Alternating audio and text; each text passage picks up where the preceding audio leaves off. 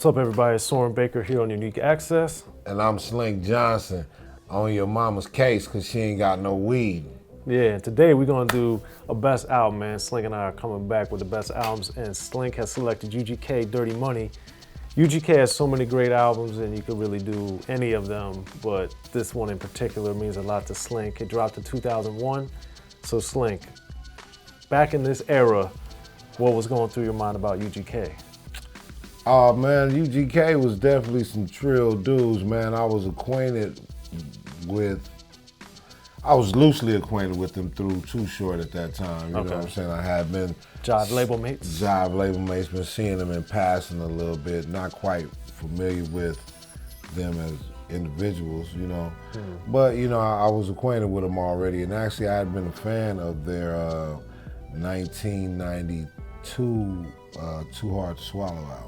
Okay. You know what I mean? That's a great project too, Pocket Full of Stones. Yes. But with Dirty Money, why does this one stand as the best album to you? I will be honest with you too, at the time, it wasn't. At the time it came out, it was not one of, you know, something I just listened to all the time. I knew they dropped the album, okay, whatever. But I think I was so I don't know what I was thinking about at the time. You know, I'll be honest, I kind of caught up more.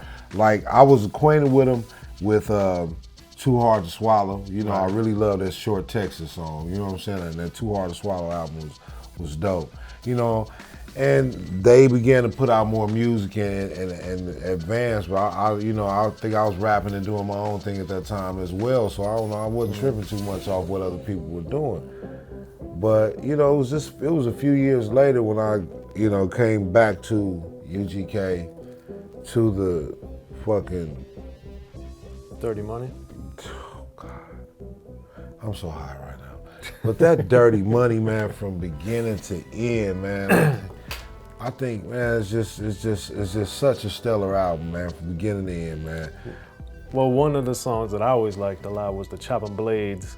You know, when you get to really get into the slang and understand what's going on, and at this point, UGK had put out several albums already, of course, but just to hear them kind of like refining, redefining, re-enhancing and enhancing what they did, and you hear with Chopping Blades of like really promoting and helping popularize what was going down in Texas, man, I just thought that was amazing.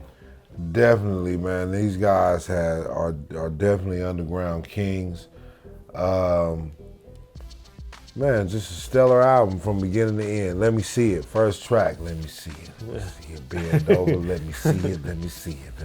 And you know, it was just so dope, man. Just everything, man. Everything about it, man. From beginning to end, I popped that album in, and I ride to that album a whole lot to this very day.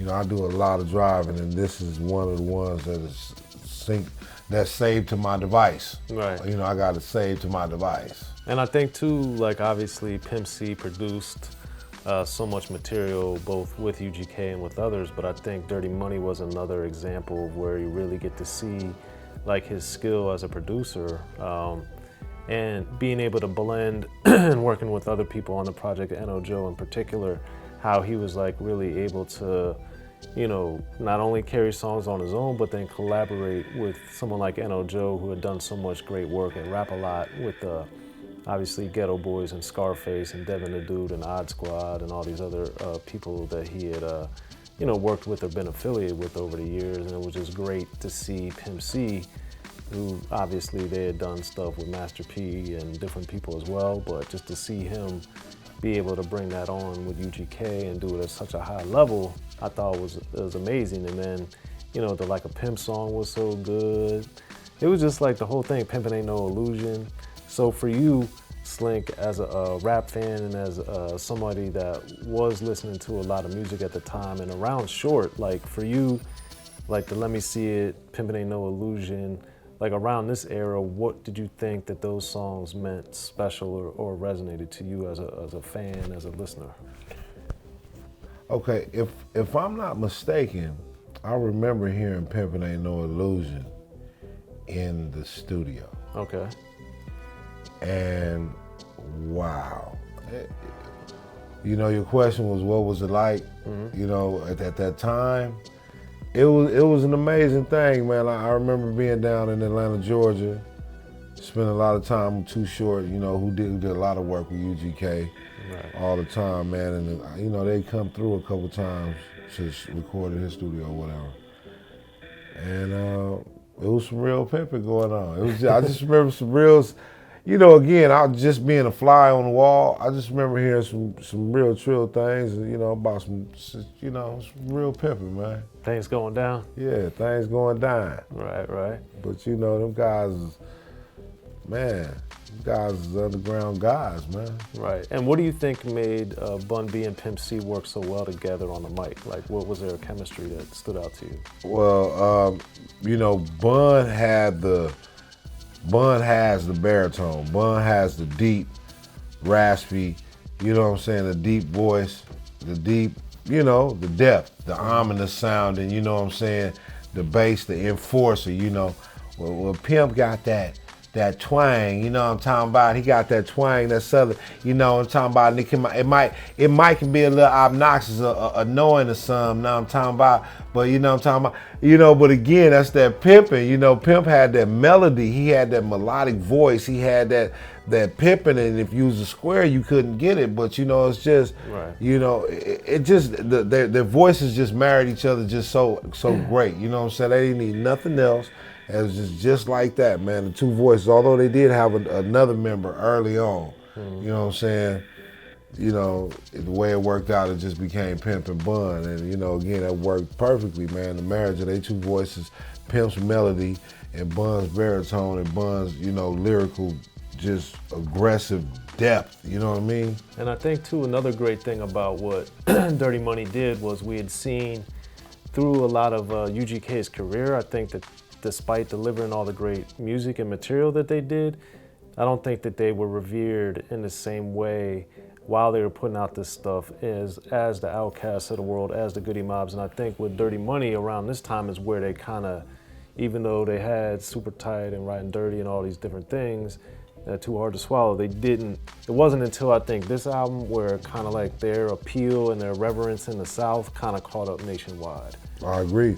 And, you know, yeah, 2001, and that's actually shortly before Big Pimpin', right? Big Pimpin' would have been 99. I'm high. Yeah, it's all good. Okay. Big Pimpin' was 99? Yeah. Damn. Well, it was released in 99. It probably came out as a single in 2000 because it was on the Life of Times of S. Carter, Volume 3. Yeah. So. This motherfucker's a rap encyclopedia. I just really be sitting here because he needs somebody to bounce off. He know what the fuck he talking about. You know what I mean? I'm telling you, any of you hip hop computers, I got bread on Soren Baker. Any of you walking hip hop computers, I got bread on this guy because this dude here know every motherfucking thing. Yeah, I appreciate that, Slink, man. It's you know, I love rap. I've been listening to it basically every day of my life since I was 10 years old, basically all day, every day. So it's pay some dividends, man. Pay some dividends. Yeah, definitely, man. Speaking of dividends, let me borrow some, man. I need to buy some weed. Really? Really, Slink? Right now? I know you don't smoke. I would tell you to smoke yours, but I know you don't smoke. Yeah, I don't smoke, but... So let me borrow a few dollars. All right, we'll get it. After we cut, we'll take care of that. All right, y'all. But this is Soren Baker. And I'm Slink Johnson. And on the best albums, UGK, Dirty Money. Hit us up. Let us know what you think about Bun B, Pimp C, UGK, Dirty Money, 2001 album. Jive Records, best albums. Already. H-time. Port Arthur, Texas. Hold it down.